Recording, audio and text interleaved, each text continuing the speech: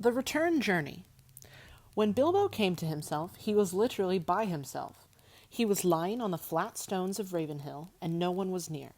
A cloudless day, but cold, was broad above him. He was shaking and as chilled as stone, but his head burned with fire. "Now I wonder what has happened," he said to himself.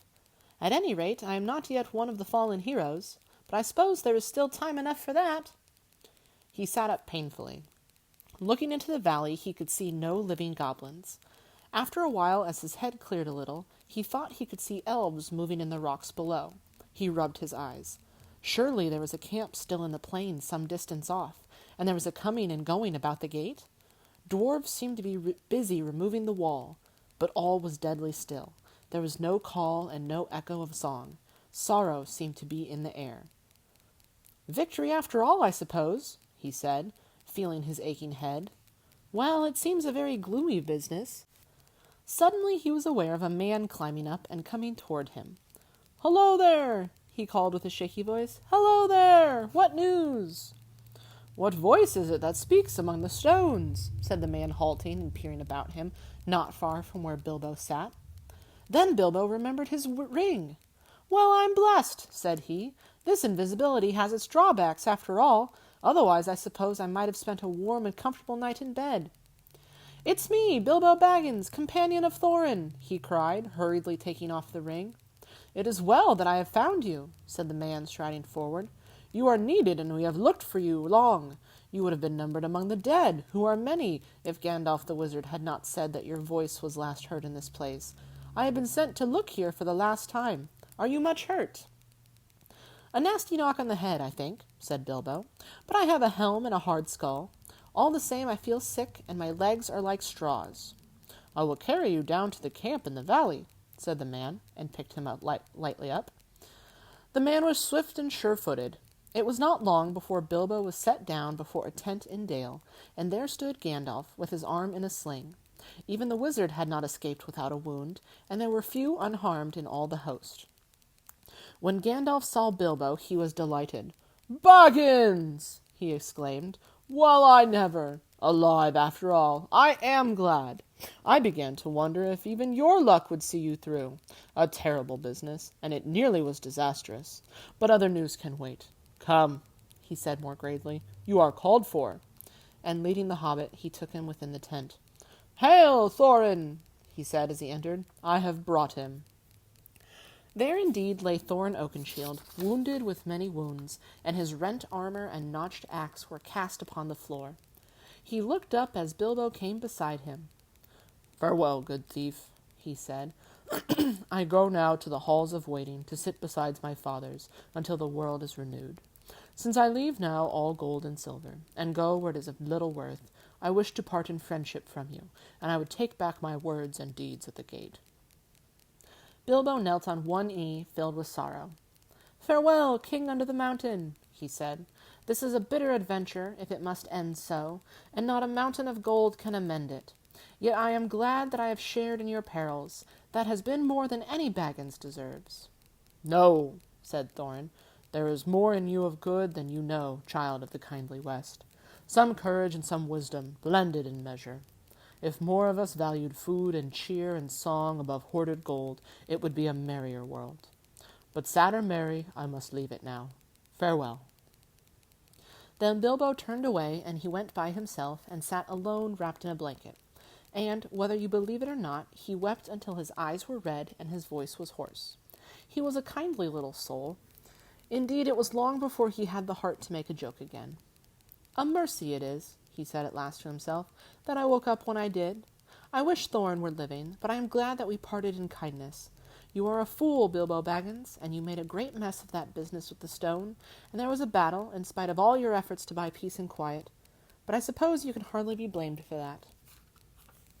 All that had happened after he was stunned, Bilbo learned later, but it gave him more sorrow than joy, and he was now weary of his adventure.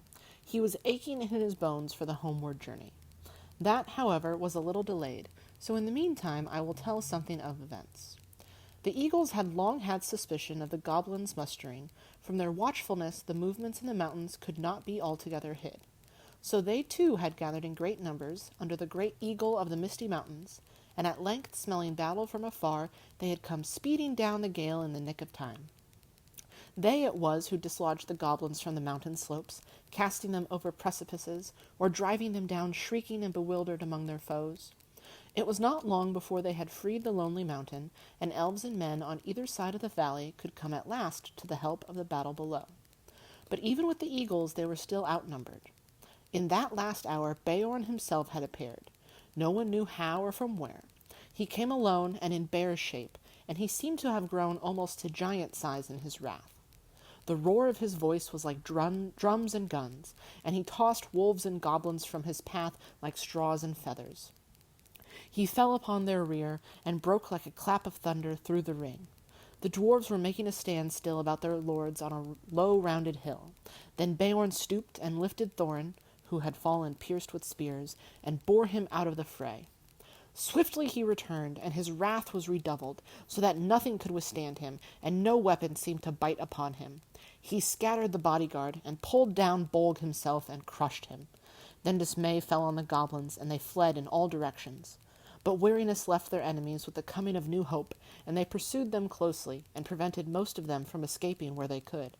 They drove many of them into the running river, and such as fled south or west they hunted into the marshes about the forest river, and there the greater part of the last fugitives perished, while those that came hardly to the wood elves' realm were there slain, or drawn in to die deep in the trackless dark of Mirkwood.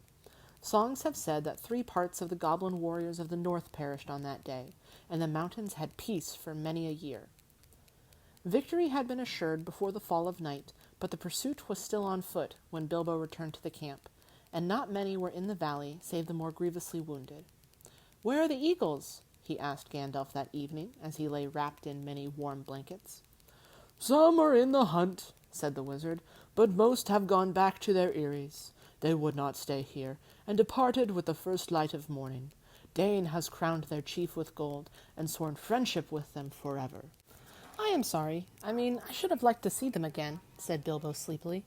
"Perhaps I shall see them on the way home. I suppose I shall be going home soon?" "As soon as you like," said the wizard. Actually, it was some days before Bilbo really set out. They buried Thorin deep beneath the mountain, and Bard laid the Arkenstone upon his breast. "There let it lie till the mountain falls," he said. "May it bring good fortune to all his folk that dwell hereafter." Upon his tomb the Elven king then laid Orcrist, the elvish sword that had been taken from Thorin in captivity. It is said in songs that it gleamed ever in the dark if foes approached, and the fortress of the dwarves could not be taken by surprise. There now Dane, son of Nain, took up his abode, and he became king under the mountain, and in time many other dwarves gathered to his throne in the ancient halls. Of the 12 companions of Thorin, 10 remained. Fili and Kili had fallen, defending him with shield and body, for he was their mother's elder brother. The others remained with Dane, for Dane dealt his treasure well. There was, of course, no longer any question of dividing the hoard in such shares as had been planned, to Balin and Dwalin, and Dori and Nori and Ori, and Owen and Glóin, and Bifur and Bofur and Bumber, or to Bilbo. Yet a 14th share of all the silver and gold, wrought and unwrought, was given up to Bard, for Dane said, "We will honor the agreement of the dead, and he has now the Arkenstone in his keeping." Even a 14th share was wealth exceedingly great, greater than that of many mortal kings. From that treasure Bard sent much gold to the master of Laketown, and he rewarded his followers and friends freely. To the Elven king he gave the emeralds of Girion, such jewels as he most loved, which Dane had restored to him. To Bilbo he said, "This treasure is as much yours as is mine, though old agreements cannot stand, since so many have a claim in its winning and defense. Yet even though you were willing to lay aside all your claim, I should wish that the words of Thorin, of which he repented, should not prove true, that we should give you a little. I would reward you most richly of all." "Very kind of you," said Bilbo, "but really it is a relief to me. How on earth should I have got all that treasure home without war and murder along the way, I don't know. And I don't know what I should have done with it when I got home. I am sure it is better in your hands." In the end, he would only take 2 small chests, one filled with silver and the other with gold, such as one strong pony could carry. "That will be quite as much as I can manage," said he. At last the time came for him to say goodbye to his friends. "Farewell, Balin," he said, "and farewell, Dwalin, and farewell, Dori, Nori, Ori, Owen, Glowin, Biffer, Bulfer, and Bomber. May your beards never grow thin." And turning towards the mountain, he added, "Farewell, Thorin Oakenshield, and Fili and Kili. May your memory never fade." Then the dwarves bowed low before their gate, but words stuck in their throats. "Goodbye and good luck, wherever you fare," said Balin at last. "If ever you visit us again, when our halls are made fair once more, then the feast shall indeed be splendid." "If ever you are passing my way," said Bilbo, "don't wait to knock. Tea is at 4, but any of you are welcome at any time." Then he turned away.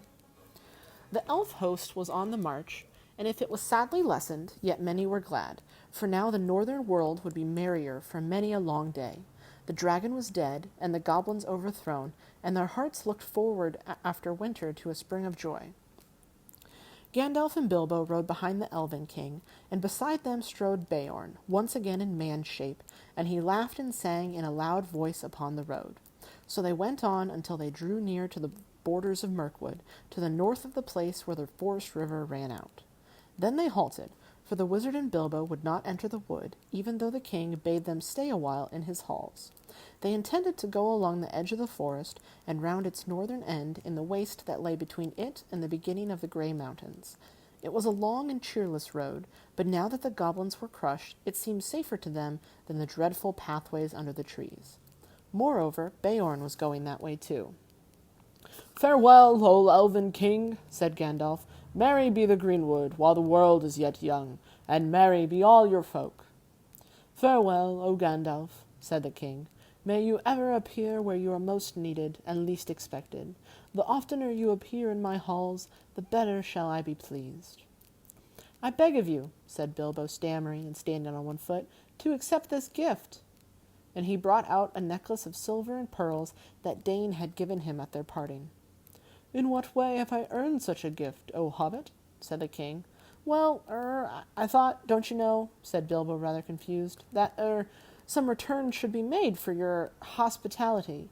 I mean, even a burglar has his feelings. I have drunk much of your wine and eaten much of your bread." "I will take your gift, O Bilbo the Magnificent," said the king gravely, "and I name you elf friend and blessed. May your shadow never grow less, or stealing would be too easy. Farewell." Then the elves turned towards the forest, and Bilbo started on his long road home. He had many hardships and adventures before he got back. The wild was still the wild, and there were many other things in it in those days beside goblins, but he was well guided and well guarded. The wizard was with him, and Beorn for much of the way, and he was never in great danger again. Anyway, by midwinter, Gandalf and Bilbo had come all the way back, along both edges of the forest, to the doors of Beorn's house, and there for a while they both stayed. Yuletide was warm and merry there, and men came from far and wide to feast at Beorn's bidding. The goblins of the Misty Mountains were now few and terrified, and hidden in the deepest holes they could find, and the wargs had vanished from the woods, so that men went abroad without fear. Beorn indeed became a great chief afterwards in those regions, and ruled a wide land between the mountains and the wood. And it is said that for many generations the men of his line had the power of taking bear shape, and some were grim men and bad, but most were in heart like Beorn, if less in size and strength. In their day the last goblins were hunted from the Misty Mountains, and a new peace came over the edge of the wild. It was spring, and a fair one with mild weathers and a bright sun, before Bilbo and Gandalf took their leave at last of Beorn, and though he longed for home, Bilbo left with regret, for the flowers of the gardens of Beorn were in springtime no less marvelous than in high summer. At last they came up the long road and reached the very pass where the goblins had captured them before. But they came to that high point at morning, and looking backward they saw a white sun shining over the outstretched lands. There behind lay Mirkwood, blue in the distance, and darkly green at the nearer edge even in the spring. There far away was the lonely mountain on the edge of Eyesight. On its highest peak, snow yet unmelted was gleaming pale. "So comes snow after fire, and even dragons have their ending," said Bilbo, and he turned his back on his adventure. The Tookish part was getting very tired, and the Baggins was daily getting stronger. "I wish now only to be in my own armchair," he said.